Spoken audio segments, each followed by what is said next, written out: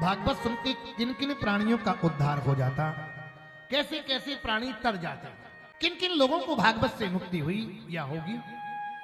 का कैसे कैसे के तो बात समाप्त करो। फिर ये मानवा पाप कृतस्तु सर्वदा सदा दुराचार रता विमार्गगा क्रोधग्निदग्धा कुटिलस्य कामिना सप्ताह यज्ञेन कलौ पुनन्ति ते।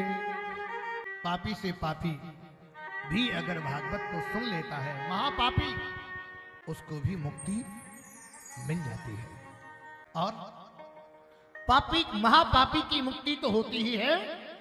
पंचोग्र पापा छल छद्म में कारिणा। शास्त्र में 5 महापाप कहे गए।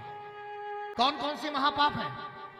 ब्रह्म हत्या करना महापाप, गौ हत्या करना महापाप, कन्या हत्या करना महापाप, गुरु स्त्री गमन करना महापाप, और 5वां किसी के साथ विश्वासघात करना भी महापाप है।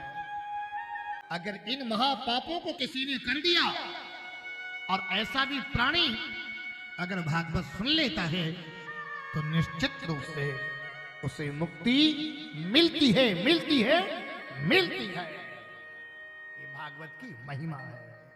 का महाराज एक बात और बताओ, श्रीमद् भागवत को सुनते समय किन किन नियमों का पालन करना चाहिए? परीक्षित जी कहा, सर्वप्रथम मैं आपसे निवेदन करूं कि किन किन नियमों का पालन करना चाहिए। धर्मा प्रोजित कई तबोत परमो निर्मत्सराणाम सताम वेद्यम वास्तवमत्र वस्तु सेविदम तापत्रयोन मूलनम। का सर्वप्रथम किसी ज्योतिषी से मुहूर्त निकलवाइए, और बढ़िया मुहूर्त निकलवा करके बढ़िया कथा व्यास का चयन कर लिए। कथा व्यास कैसा होना चाहिए?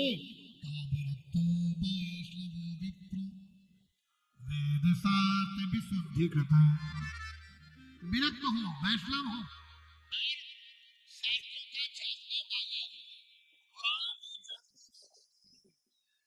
ये गद्दी पर बैठाने से पहले विचार कर ले।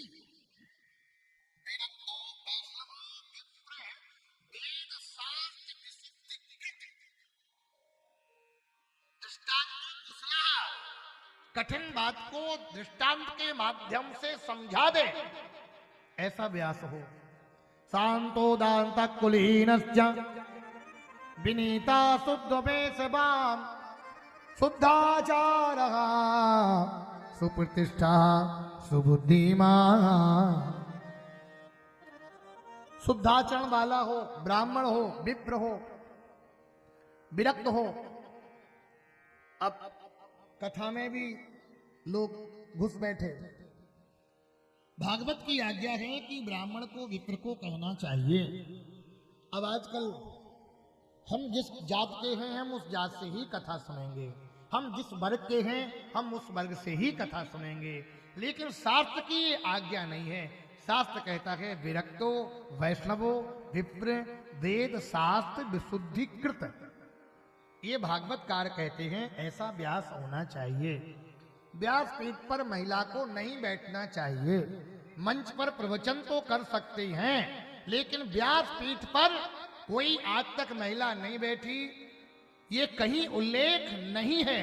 क्योंकि कभी कभी ऐसी स्थिति परिस्थिति माताओं के सामने गुजरती है कि उस स्थिति परिस्थिति में रसोई में भी जाना, मंदिर में भी जाना वर्जित माना जाता है।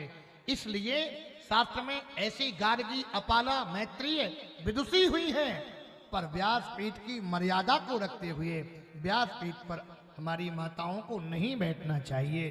प्रवचन करें, कथा कहें, शास्त्रार्थ करें, ये तो होते आए, शुरू से होती आई है, होते रहेंगे। ये व्यास पीठ की मर्यादा। व्यास पीठ पर बैठाने से पहले विचार कर लो कि व्यास पीठ पर बैठाने के काबिल है या नहीं, बंधन करने के योग्य है नहीं, पूजने के योग्य है नहीं, प्रणाम करने के योग्य है नहीं, मूर्ख तो नहीं है, लोभी तो नहीं है, लालची तो नहीं है, क्रोधी तो नहीं है, चरित्रहीन तो नहीं है, ये सब बैठालने से पहले विचार कर लो। व्यासपीठ पर बैठालने के बाद फिर तो उसे मानव दृष्टि से देखना अपराध है, उसे तो भगवत दृष्टि से देखना चाहिए। कहा महाराज एक बात बताओ, भागवत सुनते समय अन्य नियमों का किन किन का पालन करना चाहिए? कहा छौर कर्म नहीं कराना चाहिए, जमीन पर शयन करना चाहिए, ब्रह्मचर्य का पालन करना चाहिए, जमीन पर या तखत पर एक टाइम फलाहार करो और एक टाइम फुलाहार करो। कल तो दिन भर फलाहार ही रहा, चाय में रहे, इनको भाने ही नहीं रहा, खाने पीने का देहा भान भी नहीं रहा। इन सभी नियमों का पालन करके और फिर भागवत श्रवण करना चाहिए। एक टाइम फलाहार करो, हल्का सही रहेगा, शाम को आहार करो। अभिमान को लेकर के भागवत की कथा मत कराओ, अहंकार को लेकर के मत कराओ, ईर्ष्या द्वेष से भागवत की कथा मत कराओ। अहंकार से किया हुआ कोई भी यज्ञ अनुष्ठान फलित नहीं होता है, इसलिए दैन्य पूर्वक करना चाहिए। रावण भी अभिमान से यज्ञ करता है। नाथ करेगीरा बड़े के आगा, नाथ करेरा बड़े के आगा, सीधे भजन जी मरगिया भागा, सीधे भजन मरहे भागा, सती जाए दे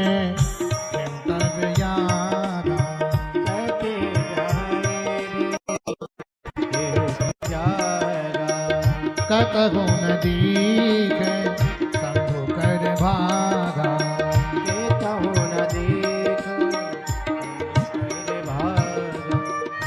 दक्ष प्रजापति ने भी अभिमान पूर्वक यज्ञ किया और रावण ने भी अभिमान पूर्वक यज्ञ किया, इसलिए यज्ञ ये फलित नहीं हुए हैं। फिर निर्मत्सराणाम सताम वेद्यम वास्तवमत्र वस्तु सविदम तापत्रयोन्मूलनम्। अहंकार पूर्वक किया हुआ कोई भी अनुष्ठान फलित नहीं होता है, इसलिए विनम्रता पूर्वक अन्य स्वयाणाम त्यागो अनन्यतः, विनम्र होकर के निराभिमानी होकर के भागवत का अनुष्ठान या कोई भी धार्मिक अनुष्ठान करना चाहिए, ऐसी शास्त्र की आज्ञा है।